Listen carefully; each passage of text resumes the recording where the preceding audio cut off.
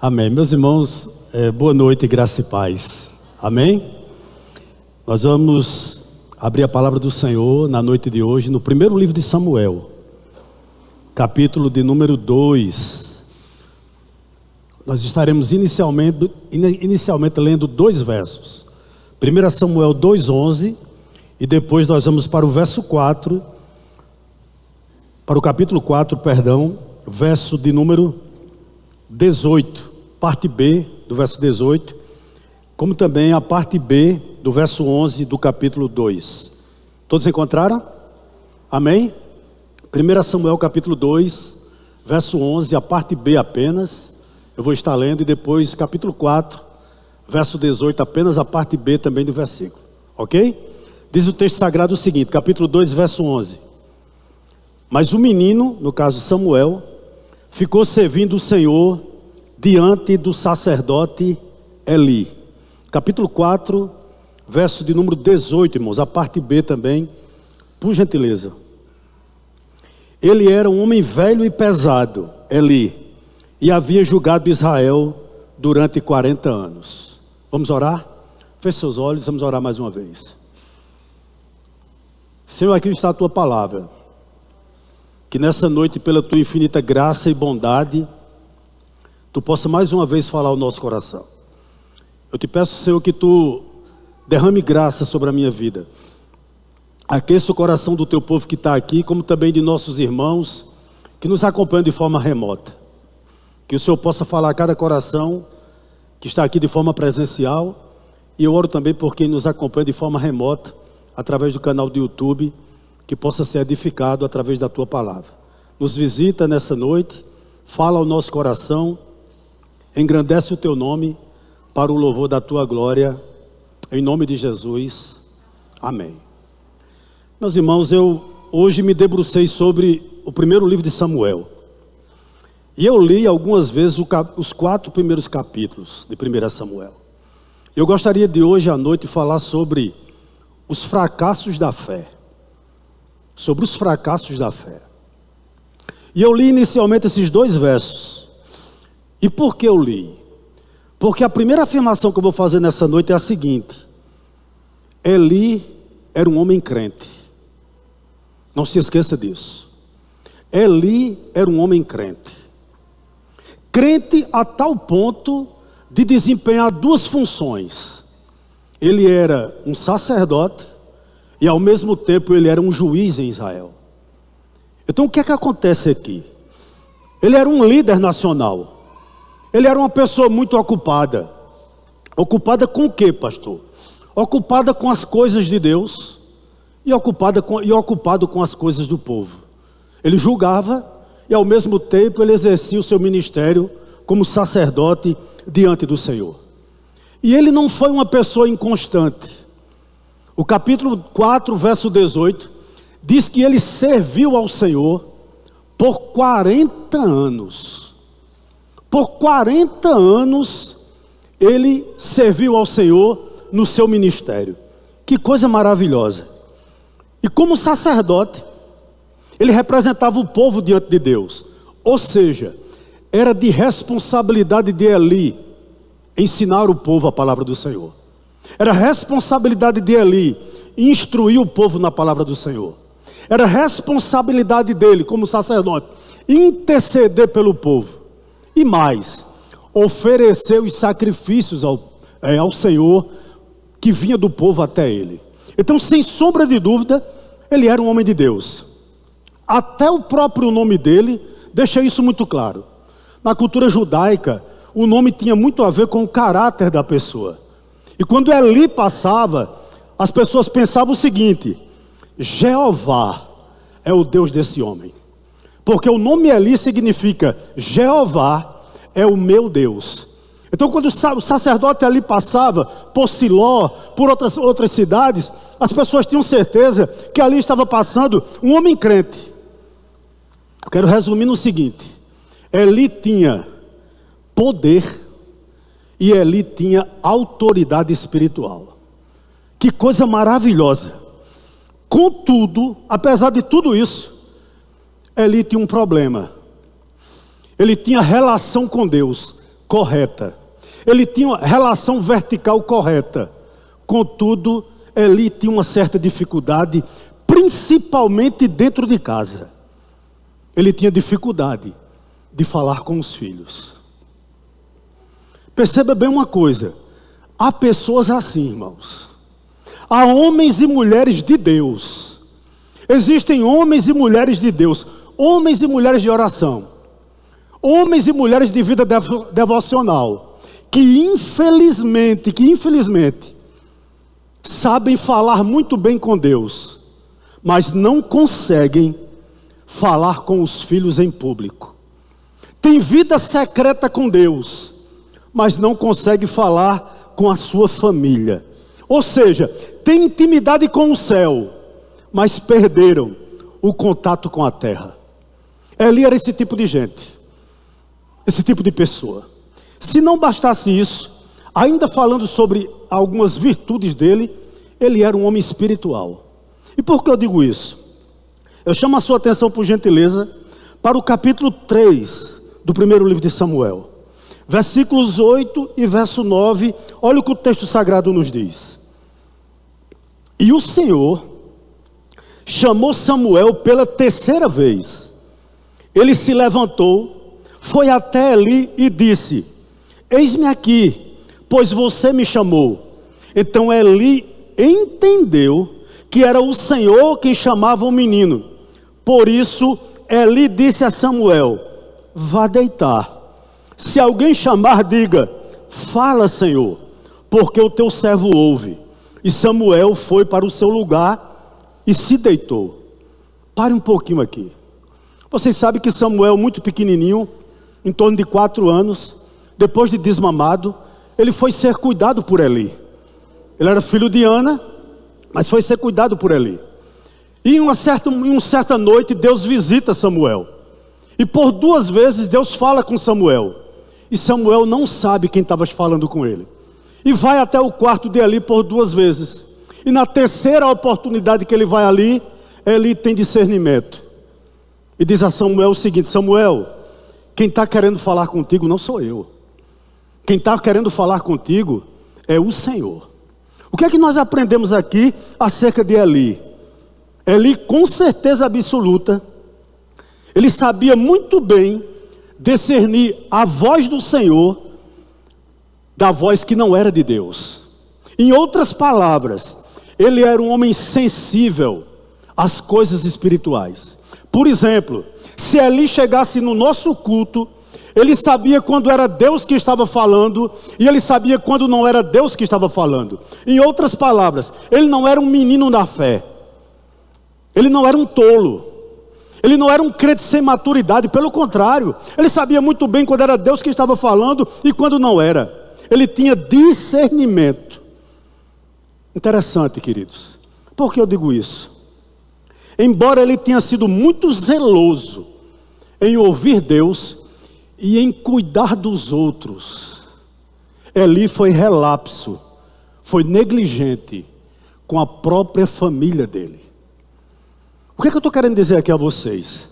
É possível nós sermos crentes, sermos espirituais, sabermos quando é Deus que fala ou não, e mesmo assim sermos relapso com a nossa casa, sermos relaxados com a criação dos nossos filhos. Está aqui o sacerdote Eli nos dando, infelizmente, esse exemplo. E pare um pouquinho aqui, por gentileza, nessa noite. É muito triste, irmãos, nós sermos homens e mulheres de Deus e perdermos a nossa família, e perdermos o nosso casamento, e perdermos os nossos filhos. É triste nossos filhos olhar para nós e perceber que nós não queremos nada com Deus, que nós não queremos nada com a igreja. Não era o caso de Eli, evidente, mas ele era um tanto quanto relapso com a sua família. E eu fiquei pensando sobre isso. Eu digo, meus irmãos, como é triste ver uma mulher não sábia, apesar de crente, destruindo o lar com as próprias mãos. Isso é possível acontecer. É bem possível de acontecer. E está aqui Eli nos dando esse exemplo. Que ele era um homem de Deus, é verdade. Mas ele correu esse risco. E ele, irmãos, perdeu os 2 filhos dele. Vamos um pouquinho adiante nessa noite. Vá para o verso 18 do capítulo 4, que nós já lemos ele. Olha o que o texto sagrado diz, ainda o verso 18, o finalzinho. Ele era um homem velho e pesado, e havia julgado Israel durante 40 anos. Mas ele morreu depois que soube da notícia que seus 2 filhos haviam morrido. Ele caiu para trás da cadeira, quebrou o pescoço e faleceu. O que é que eu aprendo aqui? O que adianta nós sermos estáveis no nosso trabalho, se nós somos desmoralizados dentro de casa? Do que adianta, queridos, alcançar notoriedade fora dos portões, mas colher derrotas amargas dentro da nossa família? O que adianta nós sermos famosos fora dos portões da casa, ser bênção para milhares de pessoas, mas sermos um fracasso dentro do lar? Quantas pessoas não foram abençoadas através do ministério de Eli? Contudo, Eli era um fracasso dentro da própria casa. Mostrava e tinha autoridade na vida dos outros, mas infelizmente não tinha autoridade com os seus próprios filhos. Isto é trágico. Por quê? Porque o primeiro campo missionário meu e seu é a nossa família. Essa é uma grande realidade. Você não foi chamado para causar, você não foi chamado para enriquecer, você foi chamado para cuidar da sua família. Você que é casado e casada. Mas me permita um parênteses aqui nessa noite. Os filhos de Eli foram privilegiados. Mas tem gente que tem privilégios e joga na lata do lixo. Eu vou provar a você. Por gentileza, vá para o capítulo 2 de 1 Samuel ainda, versículo de número 12. E aqui nos é apresentado os 2 filhos de Eli. Olha o que o texto sagrado nos diz. Os filhos de Eli, talvez a sua versão diz assim, eram filhos de Belial, não é? Em outras palavras, eram os filhos do diabo. A minha versão é a NAA. Ela diz assim, olha, os filhos de Eli eram homens malignos e não se importava com o Senhor. Esses 2 rapazes, 2 homens na realidade, tinham tudo para ser bênção, mas não foi. Todos os privilégios que eles tiveram, eles pegaram e jogaram na lata do lixo e disseram, nós não queremos. E por que eu digo a você que eles eram privilegiados? Primeiro, eles tinham um pai crente. Quantos de nós estamos aqui e você vem de um lar sem referencial? Talvez a maioria está aqui. Mas há pessoas que têm esse privilégio. Que privilégio, pastor? O privilégio de ter um pai crente. Poucos jovens, poucas pessoas têm esse privilégio que Ofni e Finéias tiveram. Ou seja, a bênção de ter um pai crente, de ter um pai piedoso, de ter um homem conhecedor da palavra de Deus. Ofni e Finéias tiveram. Aí você pode estar dizendo, mas pastor, eu não tive esse privilégio. Eu quero dizer a você, nem eu. Mas eu gostaria de lhe dizer uma coisa, você que está aí me ouvindo, mesmo de forma remota, talvez a quilômetros aqui de Campina Grande, você é um privilegiado. Por ouvir mensagens como nós temos ouvido nesse lugar. Por participarmos de eventos como a Consciência Cristã em Campina Grande. Por terças, domingos de manhã, domingo à tarde, domingo à noite, vimos para um lugar como esse, como em outras igrejas aqui também de Campina Grande e de outras cidades, e sermos privilegiados por ouvirmos a palavra do Senhor. Nós somos privilegiados, tanto quanto esses 2 rapazes. Contudo, a Bíblia diz que eles eram filhos de Belial, que eles eram filhos do maligno. Por quê? Vou lhe dizer por quê. Porque eles se acostumaram com as coisas sagradas. Tenha cuidado com isso. Por que eu estou dizendo isso, querido? As coisas de Deus já não eram mais novidades para eles. Esses dois rapazes perderam a reverência, eles perderam o temor, eles perderam o sentimento de respeito no culto. E eu gostaria de lhe dizer algo aqui nessa noite que talvez lhe choque, mas é verdade. Há muitas pessoas dentro da igreja, perdidas dentro da igreja, já não escutam mais, já não temem mais, sabe? Já não dão valor, por exemplo, a um momento de homilia como esse. Se acostumaram com o sagrado, irmãos, se acostumaram com as coisas sagradas. E o que é trágico aqui, irmãos, muita gente não está no mundo, mas o mundo está neles. Esse era o problema desses dois rapazes. Eles viviam, entre aspas, na igreja, no templo, no tabernáculo. Escutavam a palavra, eles próprios ofereciam os sacrifícios, recebiam as ofertas, viam o pai deles sendo boca de Deus para os outros, e diziam, dava de ombros para tudo isso. A Bíblia é muito clara, eles eram filhos do maligno. Que coisa trágica, que coisa trágica. Outra coisa, irmãos, porque eles eram privilegiados? Além de ter pai crente, acredito que a mãe também, né? A Bíblia não fala sobre a mulher de Eli, mas creio que sim. Eles foram pessoas que cresceram dentro da casa de Deus. Desde pequenininho, eles foram criados no tabernáculo, tendo Eli como seu referencial. O que eu estou querendo dizer aqui? Eles ouviram mais a palavra de Deus do que qualquer outra pessoa em Israel. Ninguém em Israel ouviu tanto sermão como Ofni e Finéias. Ninguém, absolutamente ninguém. Eles não cresceram no mundo, eles cresceram em um ambiente saudável. Eles cresceram ao lado do pai dele crente. Eles não se envolveram com pessoas más. Pelo contrário, eles sempre se desviaram, né, das pessoas más. Ele tinha para quem olhar, mas infelizmente eles se desviaram por caminhos íngremes. O que é que eu estou querendo dizer aqui? Eles nasceram, eles cresceram, eles se desenvolveram dentro da casa de Deus. Apesar disso, entregaram-se à devassidão.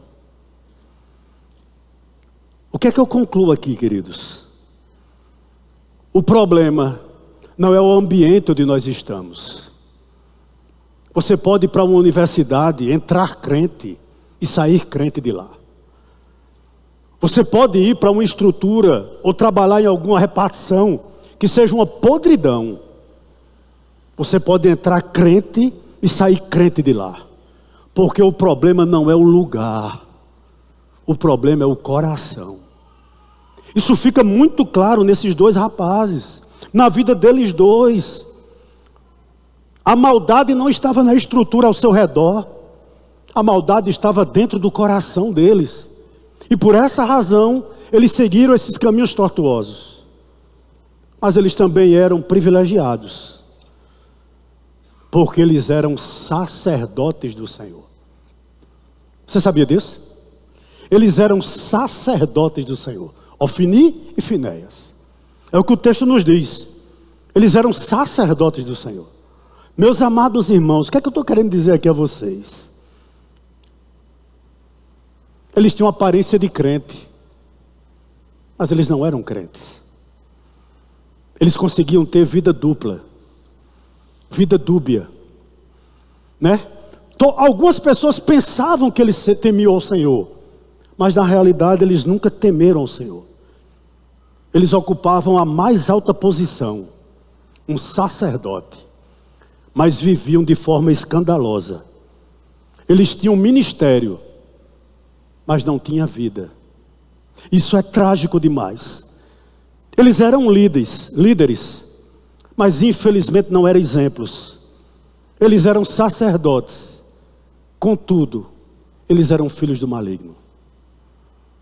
Meus queridos irmãos, nessa noite, vá novamente para o verso 12 do capítulo 2, eu vou reler. A Bíblia diz que os filhos de Eli eram homens malignos. Por quê? Porque eles não se importavam com o Senhor. Em outras palavras, eles eram incrédulos, eles eram rebeldes, eles eram blasfemos, eles eram filhos de Belial, eles eram sacerdotes profissionais, mas eles não estavam nem aí para Deus. Sabe o que eu fiquei pensando? Eu tenho certeza do que eu vou dizer aqui. Algumas pessoas foram conduzidas a Deus pelo ministério desses homens, claro que sim. Algumas pessoas devem ter ouvido eles pregar em algum momento e entregar a sua vida ao Senhor. Eu creio dessa maneira. Mas eles mesmos que pregavam a salvação, estavam perdidos. Pare um pouquinho aqui nessa noite. Que coisa triste quando nós divorciamos o ministério da vida. Quando nós divorciamos a teologia da ética. Eu creio de uma maneira, mas eu vivo de outra. Era assim que ele se comportava. Que coisa trágica quando a gente aponta o caminho para os outros, mas nós mesmos não estamos indo nesse caminho. Era isso que acontecia com esses dois jovens. Na realidade não era tão jovem assim, eles tinham mais de 30 anos, né? Que para ser sacerdote, teria que ter no mínimo 30 anos. Então eles já tinham mais de 30 anos. Não era tão jovem assim. Eles apontavam o caminho certo para os outros. Contudo, eles próprios tomavam os atalhos, perdidos dentro da igreja. Perdidos dentro da igreja. E por que eu digo que eles eram perdidos dentro da igreja? Eu vou chamar a sua atenção para o verso de número 17 do capítulo 2. Olha o que o texto sagrado nos diz, o escritor sagrado nos diz. Era, pois, o quê? Era o quê? Muito grave o pecado desses moços diante do Senhor, porque eles desprezavam a oferta do Senhor. Em outras palavras, queridos irmãos, ele só exercia o sacerdócio para que ele pudesse ter os seus apetites satisfeitos. Para eles, ir até o templo não passava de um ritual. Eles estavam na igreja, trabalhavam na igreja, mas não conheciam a Deus na intimidade. A ponto deles tomarem para si aquilo que não era deles. As ofertas. Era exatamente isso aqui que o texto está nos dizendo. E olha o que nos diz o verso 13 do capítulo 2 também. O costume desses sacerdotes com o povo era este: quando alguém oferecia um sacrifício, o servo do sacerdote vinha com um garfo de 3 dentes na mão, e enquanto a carne estava cozinhando, enfiava o garfo na caldeira, na panela, no caldeirão ou na marmita, e tudo que o garfo tirava, o sacerdote pegava para si. Assim se fazia a todo Israel que ia ali a Siló. Eles não tinham respeito com as coisas de Deus. Sabe o que eu aprendo aqui? Esses dois jovens, eles se acostumaram com o pecado. E há pessoas assim, né? Infelizmente, irmãos, há pessoas que pecam tanto, que já não dói mais. Se acostuma com o errado, se acostuma com o erro, e diz, eu vou para a igreja, e pelo fato de eu ir para a igreja, está tudo resolvido. Mas veja aqui, irmãos, como é triste essa situação. Eles se acostumaram com o sagrado. E não só isso. Um abismo chama outro abismo. Interessante que eles roubavam as ofertas, né? Eles tiravam as ofertas para ele. Eu gostaria de lhe dizer algo aqui nessa noite. O dízimo nunca foi seu. Ele é do Senhor. Quando você fica para ele, a sua atitude não é diferente de Ofni e Finéias. Pastor, mas eu não dou dízimo porque o pastor vai roubar. Quem disse a você que você é para administrar o dízimo. Ele não é seu. Se o pastor é ladrão, problema dele. Quem vai se ter com Deus é ele. Mas o dízimo não é seu, é do Senhor. E se você se apropria dele, você é igual a Ofni e Finéias. Não tem diferença nenhuma. Pode ser pastor, pode ser presbítero, pode ser diácono, pode ser do louvor, pode ser pregador, pode ser membro. Queridos, você não é diferente de Ofni e Finéias. Essa é a grande realidade. Né? Interessante, um abismo puxa outro abismo. Eles começaram a roubar as ofertas. E parece que não acontecia nada. Vá para o verso 22 do capítulo 2. Olha o que o texto sagrado nos diz. Verso 22. Eli já era muito velho e ouvia tudo que os seus filhos faziam a todo Israel, e de como se deitavam com as mulheres que serviam à porta da tenda do encontro. Em outras palavras, eles viviam escandalosamente na imoralidade. Nós estamos vivendo, irmão, um tempo tão difícil hoje em dia, que os escândalos acontecem, mas já nem dói mais. Foi visto aí, né? Um certo pastor em uns trajes não adequados, e é o que a internet fala. E isso era para a gente chorar. Isso era para a gente chorar. Não era nem para se compartilhar, nem para rir. Era para a gente chorar. É exatamente isso que está acontecendo aqui.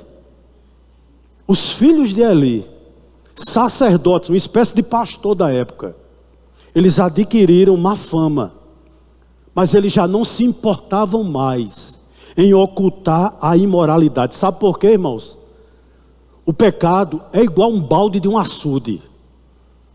Quando um açude vai estourar, não sei se você sabe disso, você vai no balde dele, é só uma pequena fissura, feita apenas por formiga muitas vezes. E com o tempo essa fissura vai se abrindo, e não suporta mais.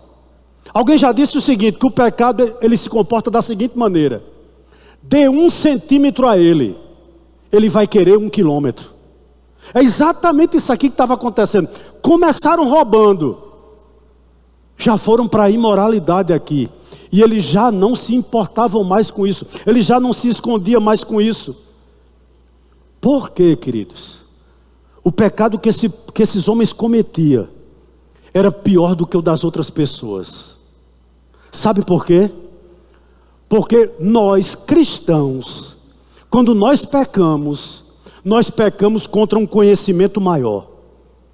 O nosso pecado ele é mais hipócrita, porque muitas vezes a gente denuncia o pecado em público, mas comete ele em particular. Que trágico, isso é muito trágico para qualquer um de nós. E esse pecado dele era desastroso. Por quê? Porque quando a gente cai, a gente sempre arrasta alguém. Deixa eu lhe fazer um pedido aqui nessa noite. Ore pelos seus líderes. Ore pelos seus pastores, pelos presbíteros, pelo nosso corpo diaconal. Ore por você. Porque quando uma liderança cai, ela nunca cai só. Ela arrasta pessoas com ela. O pastor Hernando Dias Lopes diz o seguinte, que o pecado do crente é o pior de todos os pecados. Porque nós pecamos com um conhecimento muito maior do que o ímpio. Está esses dois homens aqui fazendo isso. E por que eu digo que era pior? Vou lhe dizer por quê. Verso 24 do capítulo 2. Olha o que o texto sagrado me diz. Eli falando com eles. Não, meus filhos, porque não é boa a fama esta que ouço. Vocês estão levando o povo do Senhor ao quê? A transgredir ou a pecar. Ou seja, o que esses dois moços eles eram? Na realidade, eles eram pedra de tropeço para o povo. Eles eram pedras de tropeço para o povo. Por isso que o nosso pecado é mais grave, é mais hipócrita, é mais desastroso. Por quê, queridos? Porque o nosso pecado desanima outros. Olha, eu parto do seguinte princípio. Vou usar aqui um exemplo genérico. Se existe um pedreiro crente, e ele é um bom pedreiro, a gente deve contratá-lo. E detalhe, você deve dar as costas e ir embora. E quando você chegar, o serviço está feito, da melhor maneira possível, e ele não comeu nem um minuto seu a mais, nem um a menos, e fez o melhor que ele pode. Eu acredito nesse evangelho. Eu acredito no evangelho que você pode emprestar o cartão de crédito. E no dia da fatura, o crente chega e lhe dá antes. Eu acredito nesse evangelho. Eu acredito no evangelho que você pode andar com uma pessoa do sexo oposto. E você será, com certeza, respeitoso com ela. Eu acredito nesse evangelho. Em outro, para mim, não é evangelho. Essa é a grande realidade. E esses homens aqui, irmãos, eles eram pedra de tropeço. Ou seja, as outras pessoas olhavam para o testemunho de Ofni e Finéias e não queriam caminhar junto com eles. E não queriam ser como eles. Pedra de tropeço. E mais, eles eram sacerdotes, mas eles não ouviam conselhos. Olhe para o capítulo 2 ainda, do 23 ao 25. Olha o que o texto sagrado diz. Eli falando com eles, o pai deles, e disse-lhes: por que vocês fazem estas coisas? Pois de todo este povo ouço constantemente falar das coisas más que vocês fazem. Não, meus filhos, porque não é boa fama essa que ouço. Vocês estão levando o povo do Senhor a transgredir. Se um homem pecar contra o seu próximo, Deus será o árbitro. Mas se ele pecar contra o Senhor, quem intercederá por ele? Olha o finalzinho que interessante. Mas eles, o quê? Não ouviram a voz de seu pai. Deixa eu dizer algo aqui para você, jovem que está aqui me ouvindo.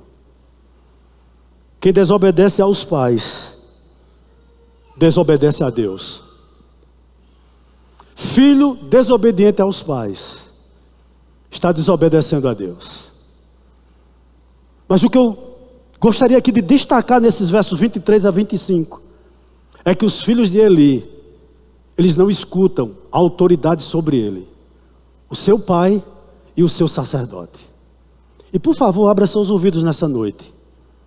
Quem não sabe ouvir, não tem aptidão para ensinar. Como é que você quer ouvir? Como é que você quer ensinar, se você não quer aprender? Como é que você quer liderar, se você não sabe ser liderado?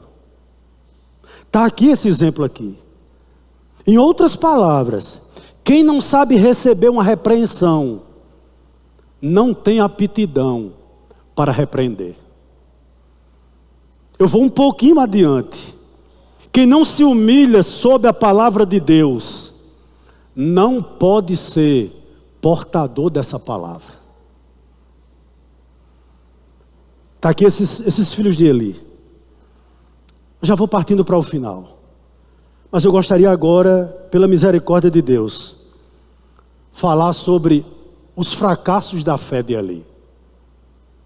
Você me perguntaria, pastor, por que Eli fracassou? Talvez porque Eli foi um pai ausente. Deixa eu lhe dizer algo aqui nessa noite. Eli sempre esteve ocupado cuidando dos outros. E eu acredito que ele não tinha muito tempo para os filhos dele. Eli sempre aconselhou os outros, sempre se preocupou com a família dos outros, sempre ajudou a resolver o problema dos outros. Mas Eli esqueceu dos próprios filhos desviados dentro do lar dele.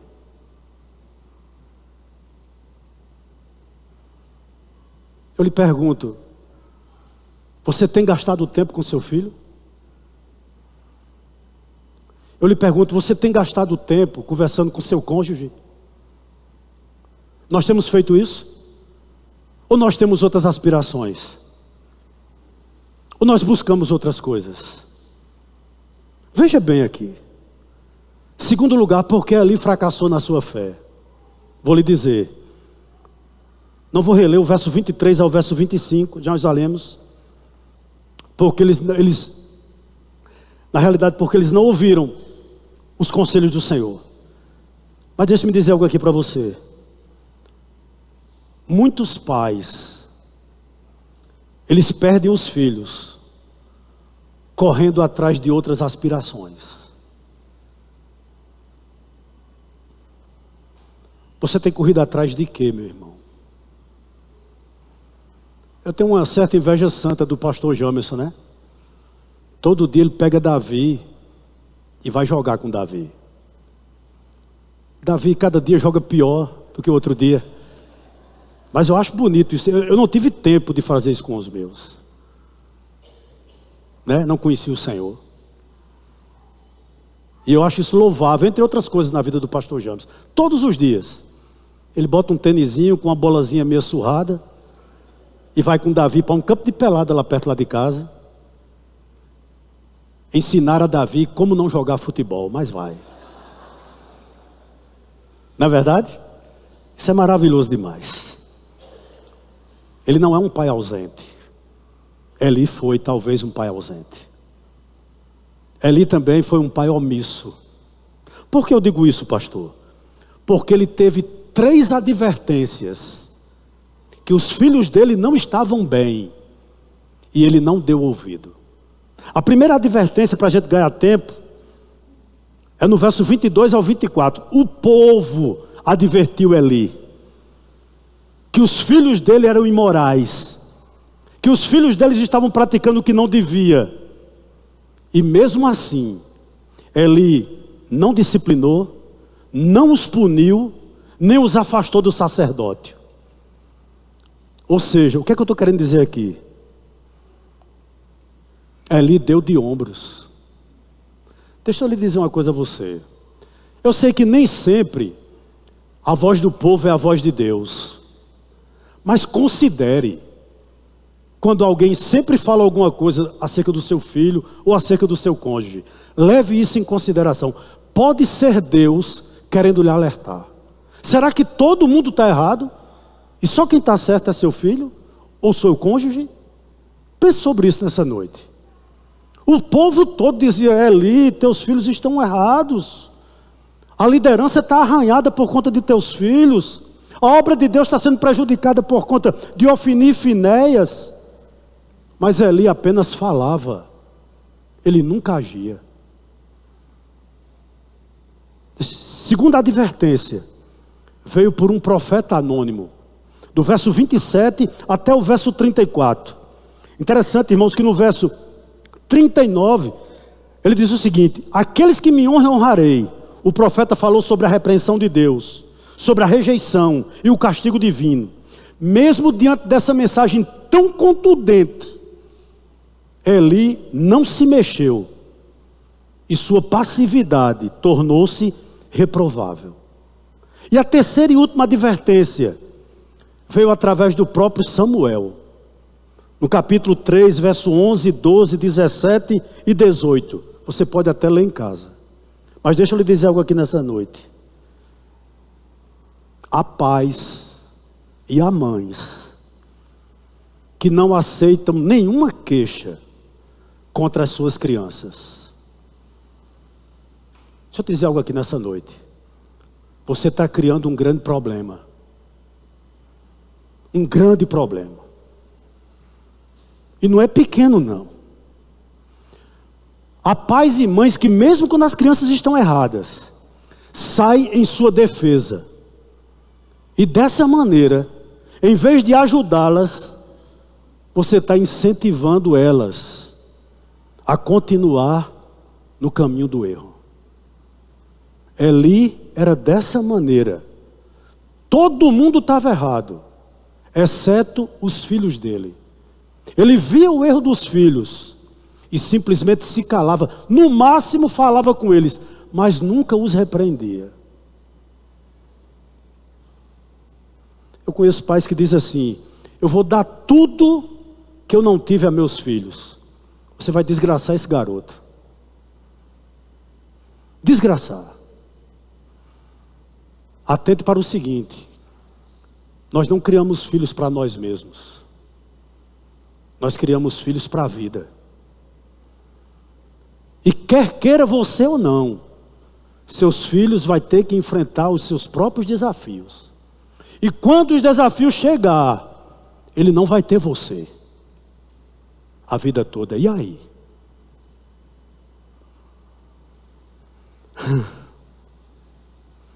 Vamos terminar? Já falei demais, não foi? Vamos terminar. Verso 29, por gentileza, vai. Do capítulo 2. O texto sagrado diz assim: porque tratam com desprezo os meus sacrifícios e as minhas ofertas de cereais, que ordenei que se fizesse na minha morada. É isso não, perdão. 2, versículo 1 Samuel 2, versículo de número 29. É isso mesmo, né? Porque tratam com desprezo os meus sacrifícios e as minhas ofertas de cereais, que ordenei que se fizesse na minha morada. E você, porque honra os seus filhos mais do que a mim, para que você e eles engordem com as melhores partes de todas as ofertas do meu povo de Israel. Deixa eu lhe dar uma advertência aqui nessa noite. Eli era um homem de Deus, um homem crente. Mas já no final da vida, ele se torna conivente com o pecado dos filhos. Os filhos roubavam as ofertas e Eli comia junto com eles. Sabe o que eu aprendo aqui, queridos? Quando a gente não combate o erro dentro da nossa casa, e talvez você tenha vivido com pecado dentro da sua casa, eu não sei. Talvez você saiba que seu cônjuge tem coisas escondidas, faz coisas ilícitas. Talvez seja seus filhos, tem coisas ilícitas, tem coisas de Belial dentro da sua casa. E você como cristão, você tem se posicionado como? Interessante que Eli sabia que as ofertas eram roubadas. Não era deles. E Eli sentava e comia junto com eles. Ele começou a ser conivente com o pecado. Que trágico, queridos. Ou seja, em outras palavras, Eli começou a aceitar o estilo de vida que os filhos levavam. Fazendo assim, ele se tornou cúmplice do pecado deles. Ele tolerou o erro. E depois tornou participante do próprio erro. Em outras palavras, ele perdeu a autoridade dos filhos, para os filhos.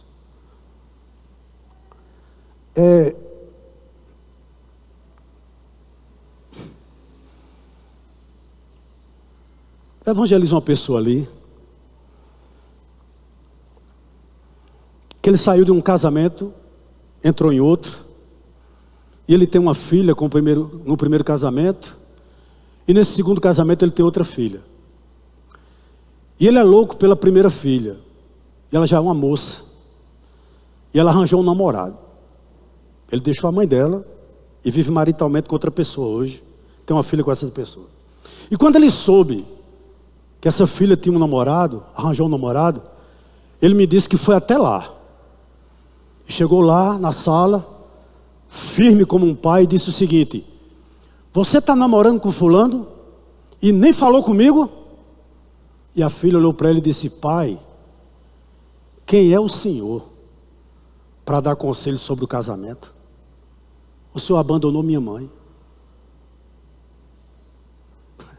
O senhor abandonou minha mãe. Sabe por quê, irmãos? Quando nós não nos posicionamos diante do pecado, a gente perde a autoridade. Principalmente quando nós somos cristãos.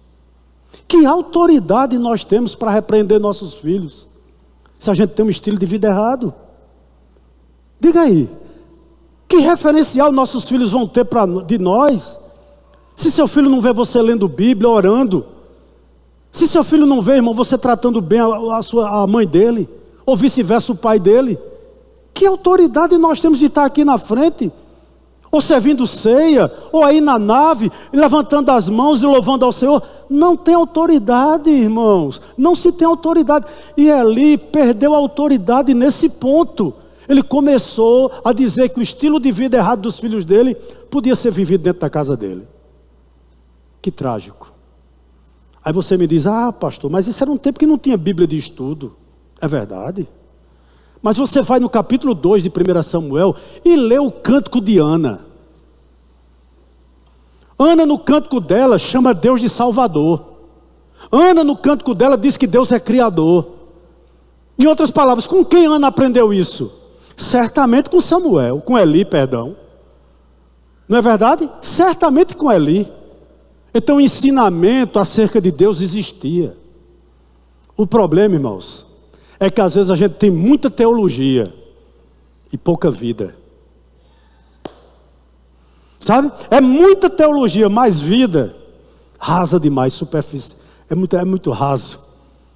Às vezes acontece isso, e isso é problemático. Eu vou terminar.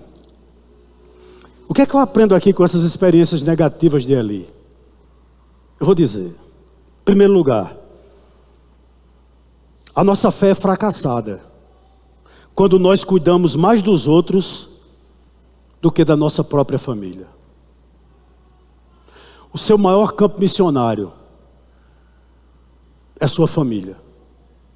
É seu cônjuge e seus filhos.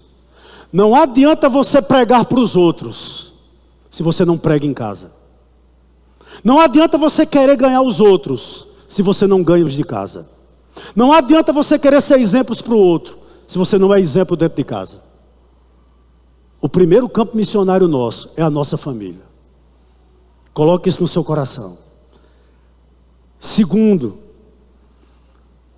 o perigo de ser famoso fora dos portões, mas não ter autoridade dentro de casa. Eu acho que Eli foi o homem possivelmente mais conhecido em Siló durante 40 anos. Durante 4 décadas, irmãos. Eli era quem abria a consciência cristã de Siló. Estou conjecturando, tá certo? Quando havia um grande acontecimento, quem era que pregava? Eli. Quando tinha dúvida acerca de alguma coisa da Bíblia, quem era o chamado? Eli. Por 4 décadas, ele foi o homem mais festejado de Siló. Todas as famílias de Siló conheciam Eli. Mas ele tinha autoridade só com os estranhos, mas não com os filhos. Eu sei que eu vou passar. Eu já estou com 58 anos. E tem um canto lá na minha casa que eu oro e estudo nele. É um pequeno gabinete que eu tenho na minha casa. E eu sempre peço a Deus o seguinte: que quando eu partir, meus filhos não olhem para a minha casa, não olhem para um carro que eu tenho, não. Mas olhem para esse lugar que eu sempre estou lá, e digo o seguinte: é aqui, ou era aqui, que meu pai falava com Deus, e Deus falava com meu pai. Você está me entendendo? O nosso principal campo de ação deve ser a nossa própria família. Terceiro, o perigo de nos acostumarmos com as coisas sagradas, a ponto de perdermos o temor de Deus. Deixa eu dizer algo aqui a você. Quando você vem a um lugar como esse, você não vem simplesmente para rever amigos, não. Isso é bom, é bom. É bom falar com os irmãos, é ótimo. Mas você tem que entender, Deus vai usar o pregador para falar comigo. Esse momento é crucial para nós. Quando você chegar a um lugar como esse, saiba que Deus vai se utilizar de alguém para falar o teu coração. Por favor, não se acostume com o sagrado. Deus ainda fala. Deus ainda se revela através da sua santa e bendita palavra. Sabe por quê, irmãos? Sabe por que às vezes a gente se relaxa? Porque às vezes o nosso temor é pouco. É pouco. Tema ao Senhor. Há um pastor que diz o seguinte, né? Quando ele dizia o seguinte: quando eu penso em pecar, eu olho para frente, não vejo ninguém, olho para a direita, não vejo ninguém, olho para cima, para a esquerda, não vejo ninguém, olho para trás, não vejo ninguém, mas quando eu olho para cima, vejo um Deus onisciente. Ele está vendo tudo. Irmão, Deus sabe quem nós somos. E é a graça de Deus que tem nos conduzido até aqui. Terceiro perigo. O perigo de nós nos conformarmos com os pecados do nosso filho, da nossa família, a ponto de estarmos mais preocupados em agradá-los. Eli é acusado de amar mais os filhos do que Deus. E deixa eu lhe dizer algo aqui nessa noite. Quem ama, confronta. Melhor é a ferida causada pelo amigo do que a bajulação dos que covardemente deixam de confrontar o erro.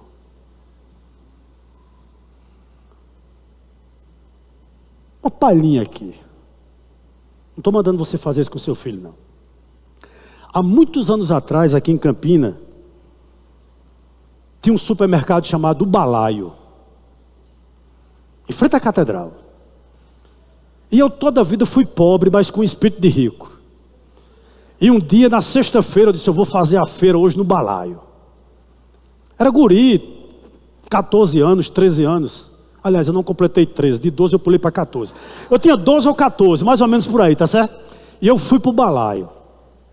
Aí quando eu fiz uma feirinha pequena, irmão, e vim no ônibus Bodocongó via Matadouro, Nossa Senhora do Perpétuo Socorro. Aí eu disse: eu vou tirar 50 centavos de pai para chupar um sorvete com bola, que era coisa do outro mundo. E eu tomei um sorvete de goiaba, me lembro como hoje. Quando o cara botou aquele creme, eu disse: meu amigo, eu posso morrer hoje. Nunca tinha tomado, né? E vim para casa.